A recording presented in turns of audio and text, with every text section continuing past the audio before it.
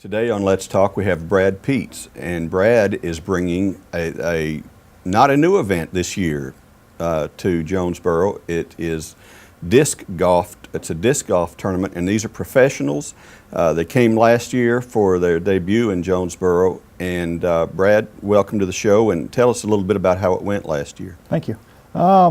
It was a learning experience. We did. Anytime you do something the first time, you learn a lot. But as a whole, it came across very well. Everyone who came here to play was pleasantly surprised about the city of Jonesboro. They were very surprised about the course itself and the tournament. And I would say the vast majority of the people that were here last year have already signed up to come back in 2018. That's beautiful. I think I think disc golf is something that people are more aware of now, and of course we've now had it in Jonesboro. But the one thing I saw that was fascinating is these basically are people who are on a tour largely. Mm-hmm.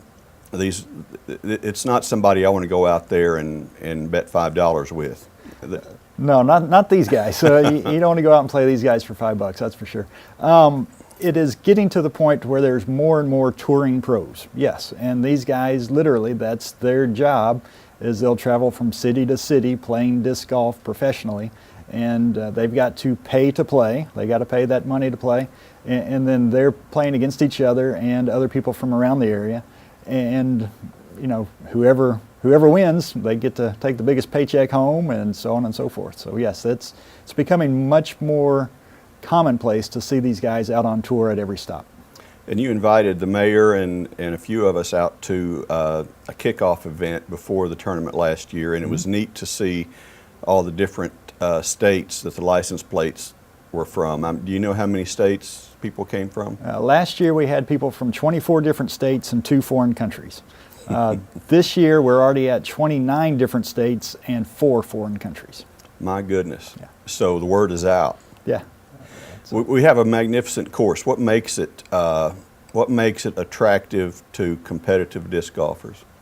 The thing that makes it so attractive to them is that it is nothing but disc golf. And what I mean by that is a lot of the places that they're still playing today are at maybe at a softball complex where you've got softball fields that you're playing around, or maybe it's in another city park where you have a walking track that you're playing around, or you have playgrounds, you have picnic tables, you have pavilions. Most courses are still on city parks, and this course is out in western Jonesboro, and it is nothing but 80 acres of disc golf. There's nothing else to get in the way. So we were able to design it with the sole purpose of making it as challenging as it can be for these professional athletes. So they had to step up their game a little bit. Yes a little and bit no. like Augusta. Yeah, well, yes and no. I won't go that far just yet. But it's able to give them the opportunity to showcase their entire skills, to be able to throw it far without not having to worry about kids who may be on a playground somewhere, or a family who's out there picnicking in the middle of a tournament. A lot of the big tournaments, they'll close the park down, but you still have a lot of people meandering through. There, it was strictly disc golf, and they felt like it was made for them, and I think that's why they liked it so much. Is there a charge for people to come watch? No, not yet. And the reason I say not yet is it's still my goal to make this into some type of charity type of organization where we're giving back to the community. And once we get to that point, then we might do like a $5 per carload as they're coming in, and maybe part of that money goes to the charity, maybe part of that goes back to the tournament. What now? Well, tell me what I will see if I want to come out there. What makes it worth the experience? To watch a disc fly is really mesmerizing. It's to just go out there and watch somebody throw something 500, 600 feet through the air, and it just sails through the air. It really just captures your attention. And then to be able to do that and throw it exactly where they want to, 500 or 600 feet away, it's pretty good. So you telling me they can drive 600 feet? Yes. Some of these guys can literally throw. That's 2 football fields. That is 2 football fields. They can throw and put it exactly where they want to, almost 600 feet away. Wow. And it's not like watching a small golf ball fly 300 yards. Yeah, that's neat to watch too, but this is just much more mesmerizing. It captures your attention to watch it slice through the air because it's much bigger than a golf ball, obviously, and so you can see it a lot better. That's pretty incredible. It is, and there's a bunch of water hazards out there, so they're throwing over the water, and with the wind out there, they're having to adjust for the wind, and so to sit there and see the basket 300, 400 feet away, and you're thinking, okay, it would take me 5 times to get that far, Right. and they throw it within 10 feet of the basket, 300 or 400 feet away, over water, through the wind. It's pretty impressive. That is impressive. Yeah. Now, are they're using designer discs? This is not the Frisbee I pick up at Walmart. No. This is not that Frisbee. Golf discs are about 8 inches in diameter, and they weigh anywhere from 150 grams to 175 grams. And so they have to stay within that scale to be a golf disc. And there are hundreds of molds, and in those molds there's hundreds of plastics. The plastic blends can change whatever the manufacturer does. They put different types of plastics in it to make it a little bit grippier, maybe a little bit sturdier, maybe a little bit softer, maybe a little bit floppier, all these different things, and every disc golfer has a different feel. They throw what feels good to them, and so that's why the manufacturers make so many different types of molds and brands and plastics so that everybody can find exactly what they like. Tell me about some of are they all using the same strategy? I mean, I would assume it's like golf. You've got the heavy hitters and the perfectionists, and or like any other sport. Tell me, it is like some of the types of skills you have, and you think of some of the individuals, right, and what are their strengths? Well, you've got the guys who can throw 515, 600 feet. Not all of them can do that. But you've got those guys, the long bombers, they can throw further than anybody else. Then you've got the guys who are precise. They can throw maybe 400 feet, but they can throw it exactly where they want to in those 400 feet. And then you've got the guys who are excellent putters. They may be 60, 70 feet out, and to them, that's, they're going to make it 60 or 70% of the time. Whereas other disc golfers, if they're 60 or 70 feet out, they may only make it 30 or 40% of the time. And so, you've got your putters, you've got your long-range bombers, you've got the guys who just kind of go straight up the fairway. So it's a lot like golf. That's a good way to describe it. And every one of them can be successful. Our course, obviously, with it being one of the longest ones in the world, favors the long bombers. But there's other courses out there that are through the woods, and so you need somebody who's very precise. And so every course out there kind of favors somebody a little bit different. To me, it's fascinating to have this group of people. Everybody's got their little hobbies and their things that they work really hard at and become experts at.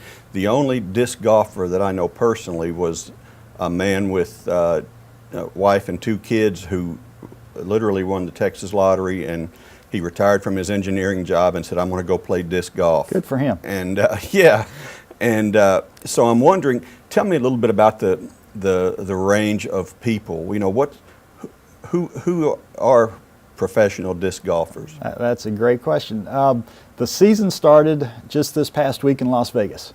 Okay. And the guy who won it is literally 19, I think about to be 20 years old. But we also just had the Olympics, and so we had gold medalists who were 15 years old. And right. That's so, right. It's not that far, it's not that uncommon to have the best athletes in the world to be youngsters. Right, that's true. So we've got a lot of young 18, 19, 20, 21-year-olds out there on the Pro Tour.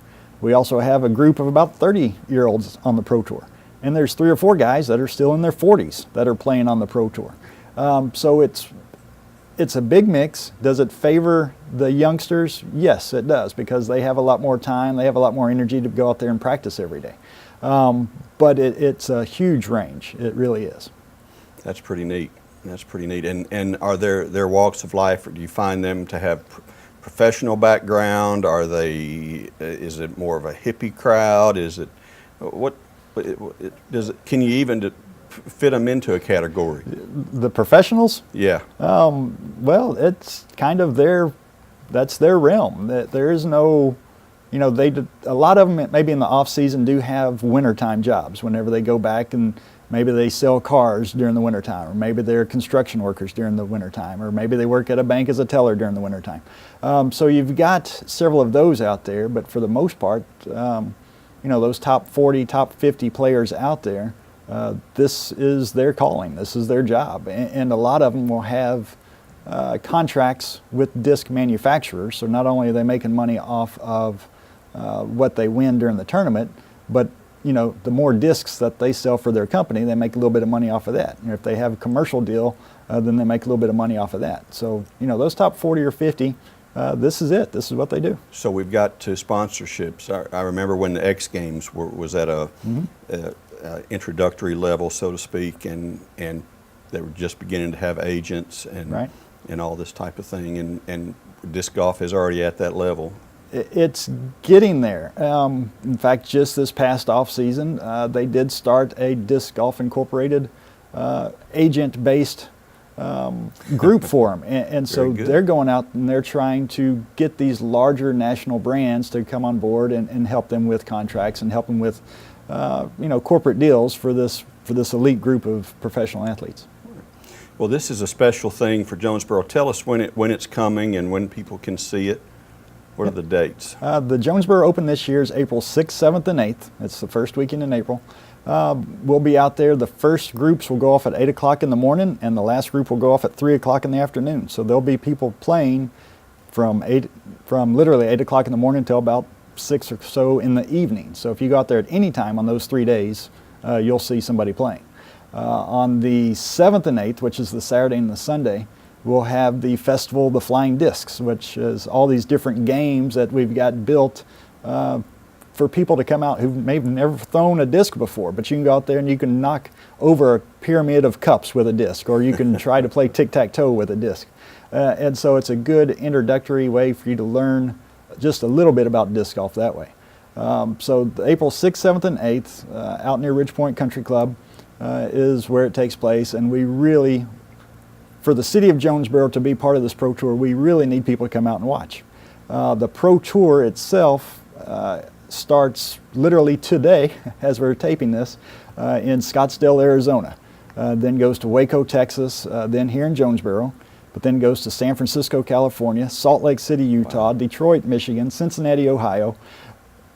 For Jonesboro to be in the middle of that is very neat. It's very unique for us. And for us to maintain our place on the Pro Tour, we need to let everyone know that we're happy that they're here. Right.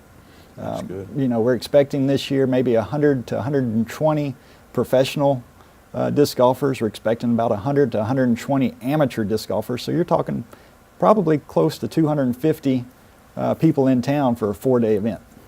Well, that's one of this is one of the quality of life things that sometimes we forget about, and we need to really, we can appreciate if you go out and see it and watch it. And you're at Disc Side of Heaven is the name, and it's close to Ridge Point. It is.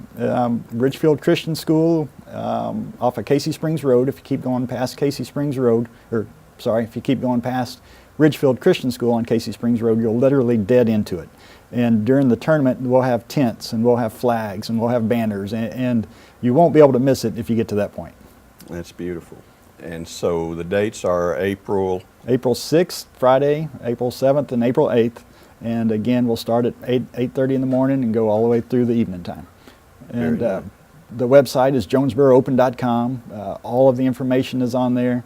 There's a place that's for spectator info. So you can just go to jonesboroopen.com and click on spectator info, and it'll tell you how to come out and watch and how to be a part of it. Very good, very good.